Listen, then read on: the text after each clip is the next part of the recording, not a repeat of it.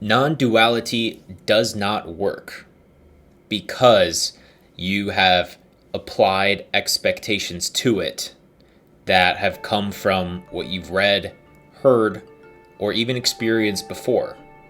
And by applying an expectation to your current experience of being, you imply that the current experience is not the thing you're looking for. That's why. Quick note though, if you're not familiar with non-duality, this video is not for you. You can keep watching, but generally this is for the people who have had some level of spiritual seeking or interest in those topics. And for those people, if I do this right, hopefully I will confront you with a potentially disappointing but simultaneously liberating thing that will hopefully open you up more to your natural state of awareness. Let's begin. There's often a point further on in the path where it feels like non-duality doesn't work. It's not working for me anymore. It used to make me feel so good. I used to be so tapped in, but now it's all kind of the same. I don't know if I've really achieved non-duality, so this is the kind of space that you get into. And here's the thing. For something to feel like it works, there is a measurable delta on the before and after. So when we first start a spiritual practice like meditation, there's a big delta that we notice, a difference, because there was a before state where I was caught in my thoughts and I was overthinking everything. And then there's the after state, which is calm, peace, a sense of connection, bliss, whatever you experienced, improved focus, where there's this humongous improvement. And so we keep on going to higher and higher practices that can induce stronger and stronger states of mind, more nuanced, precise levels of consciousness, more intense bliss that we experience throughout our day more and more and more. And this definitely happened for me. There was a period of time where I was doing a lot of breathing practices. I was going to retreats. I was meditating for over an hour every day. And my inner experience of the world had changed completely because of these practices that I was doing into places that I had no idea it could possibly go. But the pitfall was that I somehow felt like I was on the right track and I was going to reach an end point where I was going to hit the final experience and it was going to give me it was going to unlock something in me forever that I would always have. And it was going to give me a roadmap for life. This is another expectation I had, that I'd be able to know exactly what I needed to do in every moment of my life, and that's what all this practice was ultimately going to give me. Keep in mind, I didn't know I was expecting these things, but because I had experiences in the past that had given me those feelings, I expected that if I practiced enough, I would ultimately find those things in a different cosmic way, somehow. And in this process, an expectation was built. An expectation is a way to know for a fact that this experience you're having right now is not the one you're looking for. The expectation is that something else will eventually happen. And this is the problem with non-duality and why it never works. Because ultimately, as we keep climbing the ladder higher and higher and higher to the highest experience, the final highest experience that we find doesn't produce a delta. It's not a state of mind. It's not something you can attain. Because if I started with basic meditation, and that produced a mild delta, a mild difference in me to feel a little bit more calm. And then I moved to self-inquiry meditation, and that produced a much bigger change in how I feel. And then I moved to breathing practice and retreats, and that produced an even bigger change in how I feel. The ultimate enlightenment, the ultimate awakening must produce something even crazier, even more wild. And I was just waiting for that. I was holding out. The problem is, it doesn't. It's the opposite. Once you pierce through and you go all the way, the biggest possible experience, the ultimate thing that you're looking for, does not produce a delta at all, because it is the current experience you're having now. It is the fact of existence, the fact of you, the fact of reality being real and here. The reason that this is the highest experience is because it is what supports and enables everything else within it, just existence generally. Whatever your beliefs are about reality, reality is ultimately the biggest container, the most unfathomably impressive and amazing thing. And it's right here. There's nowhere else for it to be. So I was looking for the most eternal, the most awakening, the most high consciousness, permanent state I could find. But if you just even listen to that, what I just said, eternal, existing, impressive, that's existence itself. That is the baseline. And so the entire thing flips, where my entire process of seeking was now the thing that was in the way.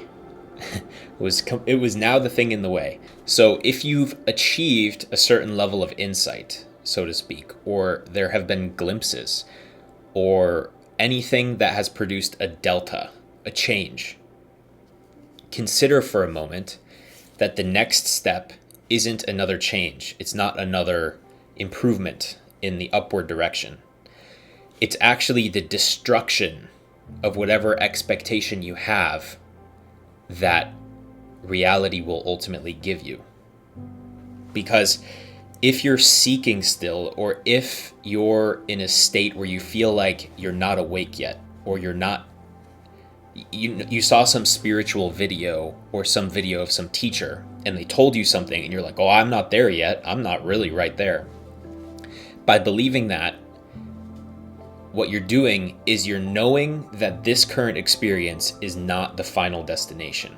You're knowing that the ultimate goal is somewhere outside of what you're experiencing right here, with absolute conviction. Erase that conviction. That's the next step. Remove it. Because how could you create something like this? How would that be possible? How could you create existence?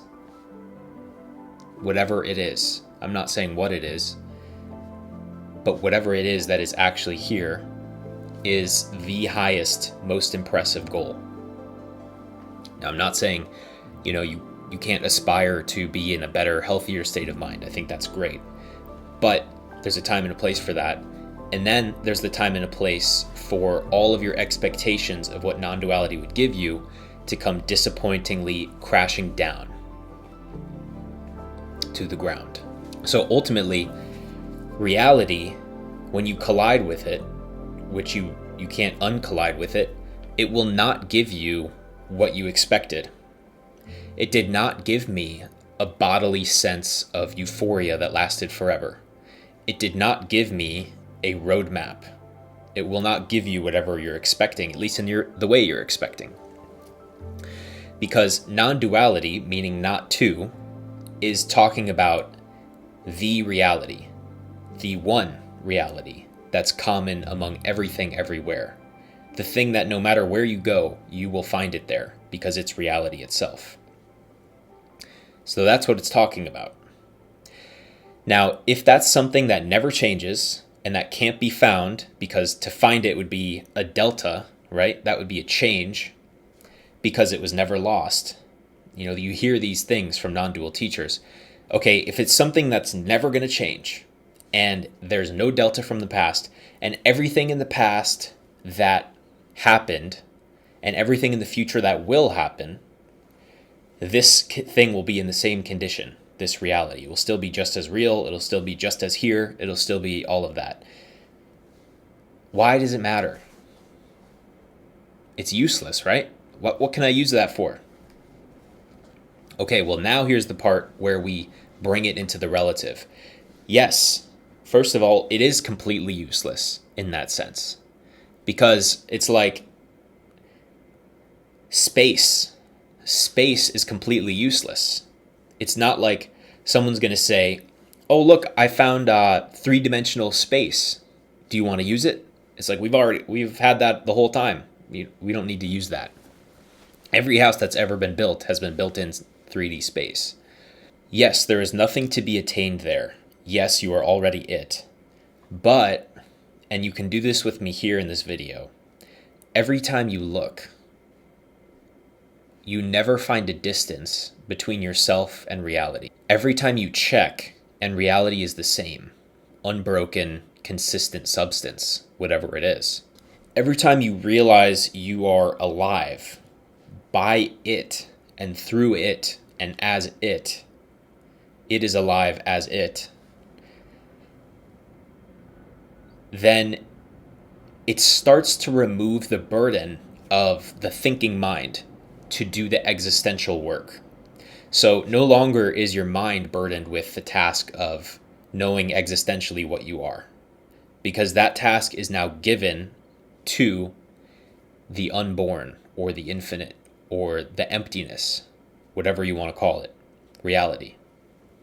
And when that task is given back to its rightful owner of reality, reality is now trusted with the task of your existential questions. Then the brain and the human nervous system can be relieved of that. Every time you look and you see there's no distance between it and it, between yourself and it, by seeing that as yourself, the eternal and indestructible, you can get the full confidence to show up in life without as much stress. You feel the ability to be more loving in more circumstances. You feel the ability to be closer to people who you don't know and to be understanding of others and all situations. Not that things are going to be okay, but that things are already okay in a deeper cosmic sense, in a deeper true sense, which doesn't mean on the level of your form you don't respect situations that need to change immediately, like someone's hurt or your house is on fire. You respect that. But through that process, the thing that is here the whole time, reality, is okay. There is a level of access to that with your mind and body, and you feel a lot better. You're not as afraid of death. You're not as afraid of taxes. These are real changes. If I missed anything, I'd be happy to talk about it with you. Just drop a comment or fill out the 60-second quiz in my description, and we can set up a little call. Thanks for watching. See you in the next video.